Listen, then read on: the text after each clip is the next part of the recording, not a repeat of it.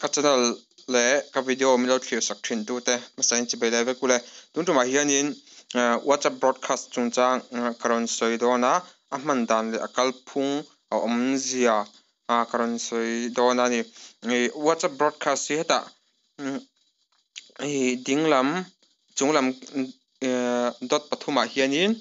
metla ta hian new broadcast hi mutani mi hi anita hemi broadcast a hianin group angani ta khami kha group isiam ta chuanin participant mi e at ta ni ma se mi e at ho kha khami broadcast a khan an ve don lova hei thu chhuah thin le thu chhuah thin mun sang sanga mi maltin vathon ngai chi ho tan hianin antina secretary din mun ang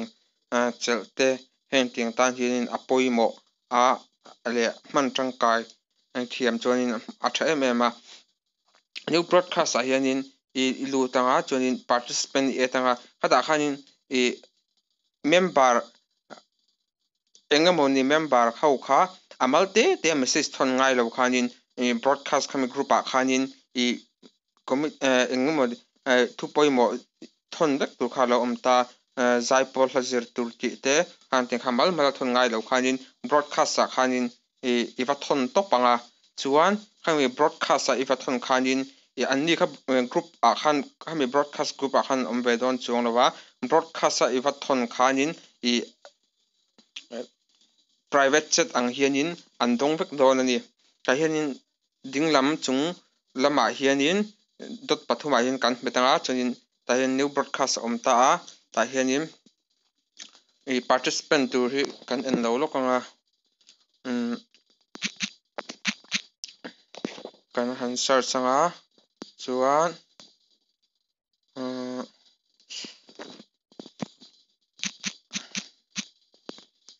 kan han ti chinanga ta hianin hei ani ta a pahnih ka add chin ta a hei ta hianin en lo idu chuanin a hming tur te subject te icon te kha i da vek theya ma se khami kha chu idu thun ta nangma iman dan tur zirin khami kha icon subject vel kha i da vek thei ni ha chu ka dar ri lawa ta hianin thui type a chuanin khami i thu type kha khami broadcast a hian